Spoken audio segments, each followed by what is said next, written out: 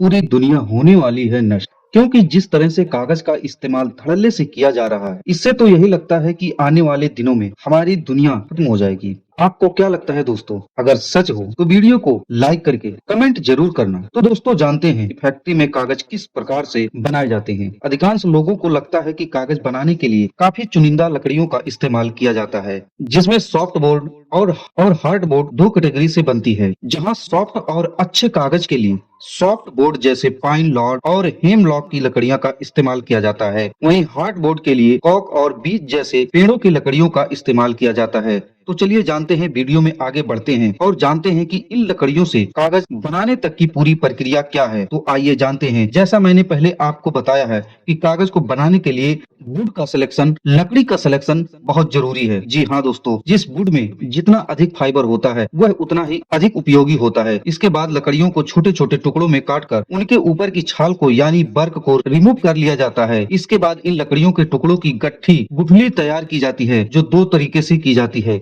इसमें पहला तरीका है मैकेनिकल मेथड और दूसरा तरीका है केमिकल मेथड। बात करें मैकेनिकल मेथड का, तो इस तरीके से किसी प्रकार की लकड़ी को किसी प्रकार के केमिकल की जरूरत नहीं होती है। मैकेनिक प्रक्रिया में लकड़ी को गोल और छोटे छोटे टुकड़ों में काट लिया जाता है। गोल टुकड़ों के लिए ग्राइंडिंग स्टोन और छोटे टुकड़ों के लिए रिफाइनर्स की हेल्प ली जाती है, जिससे रेसे अलग हो जाते हैं। फिर तैयार पल्प को ब्लीच की मदद से चमकदार किया जाता है, क्योंकि पदार्थ में अभी भी लिग्निन की मात्रा मौजूद होती है।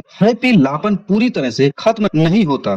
दोस्तों इस प्रकार से तैयार किए गए कागज काफी सॉफ्ट होते हैं और यह ट्रांसपेरेंट भी नहीं होती। इन कागजों का उपयोग न्यूज़पेपर और मैगजीन बनाने में किया जाता है। इन पर इंक काफी अच्छे से बैठ जाते हैं और यह पेपर थोड़ा सस्ते पड़ते हैं। अब बात करते हैं केमिकल मेथड से तैयार किए गए कागज। यह काफी ज्यादा उपयोग में आने वाली तकनीक। केमिकल मेथड से लकड़ी के टुकड़ों को स्टीम प्रक्रिया के जरिए सॉफ्ट किया जाता है और इसके बाद इसको सोडियम हाइड्रोक्साइड और सोडियम सल्फाइड के साथ हाई अल्कलाइन सोल्यूशन में डालकर डाइजेस्टिव चेंबर में डाल दिया जाता है, जिसे 100 से 60 डिग्री सेल्सियस के बीच उबाला जाता है। इसमें फाइबर अलग हो जाता है और ब्लैक लिक्विड रह जाता है, जिसके बाद प्राप्त फाइबर को ब्लीचिंग की हेल्प से कई बार साफ करने होते हैं। तब एकदम साफ फार्म में लिक्विड मिल जाते हैं। इस पूरी प्रक्रिया में तैयार कागज काफी चमकीले, चिकनी और अच्छी क्वालिटी के तैयार होते हैं, जिसकी वजह से इनकी कॉस्ट भी हाई होती है। साथियों, अभी तक हमने देखा कि पल्प कैसे तैयार किया जाता है। आप जानते हैं कि इसके बाद की क्या प्रक्रिया होती है। पल्प तैयार होने के बाद मीटिंग की प्रक्रिया आती है। इसमें तैयार पल्प को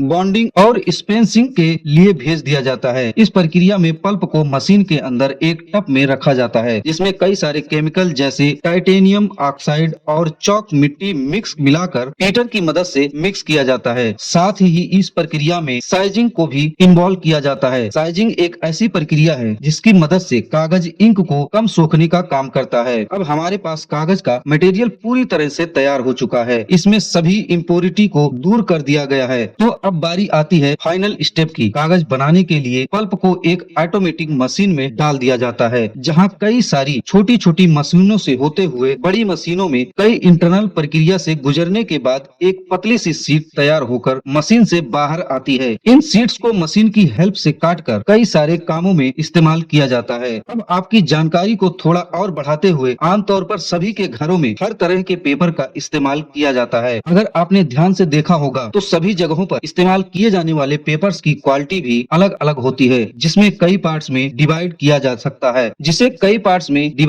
सकता है, जैसे हार्डबोर्ड और कार्डबोर्ड। यह सभी प्रकार के कागज लकड़ियों से ही बनते हैं। इसके अलावा book paper, business card, printing paper, recycling paper, egg paper, dressing paper और ग्लास पेपर, ऐसे कई सारे पेपर मार्केट में आपको मिलते हैं, जिनके लिए अलग अलग क्वालिटी की लकड़ियों की जरूरत होती है। और फिर अगर इसी तरह पेड़ों को काटकर खत्म करने की प्रक्रिया चलती रही तो एक दिन धरती से सच में सभी पेड़ गायब हो जाएंगे और मौसम अनियंत्रित हो जाएगा। किसी भी मौसम का कोई समय सीमा तय नहीं रहेगा। कब बारिश आ जाए, कब गर्मी हो और कितनी अधिक गर्मी हो जाए का कोई अनुमान नहीं होगा। तो दोस्तों, अगर वीडियो में आप यहाँ तक आ चुके हैं तो वीडियो को लाइक, शेयर कर और कमेंट करना ना भूलें। धन्यवाद।